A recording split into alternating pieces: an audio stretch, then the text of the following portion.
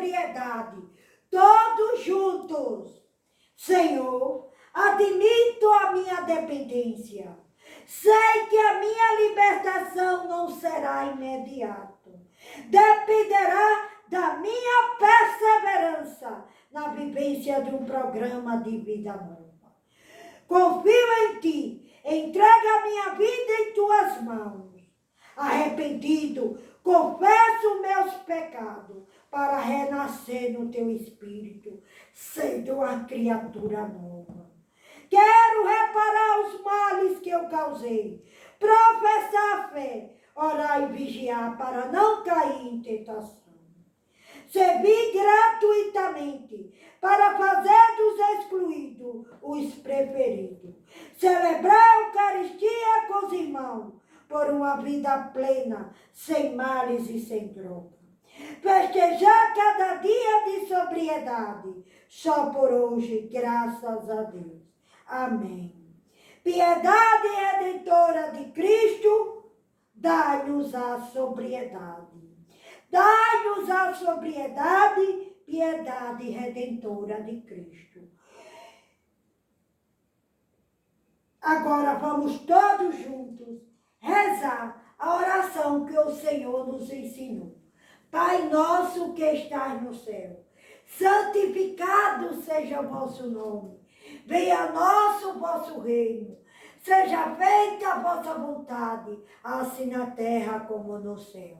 O pão nosso de cada dia nos dai hoje. Perdoai as nossas ofensas, assim como nós perdoamos a quem nos tem ofendido.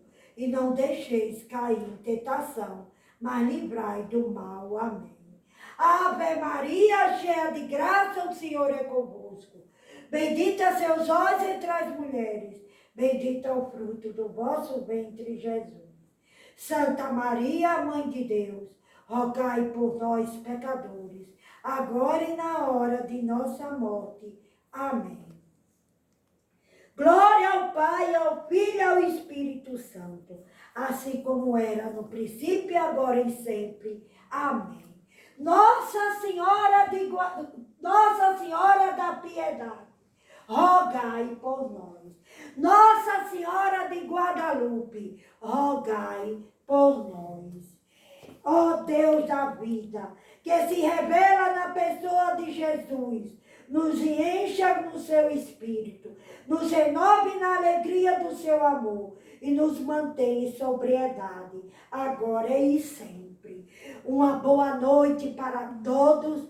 Muito obrigado pela perseverança de vocês na participação desse grupo de autoajuda.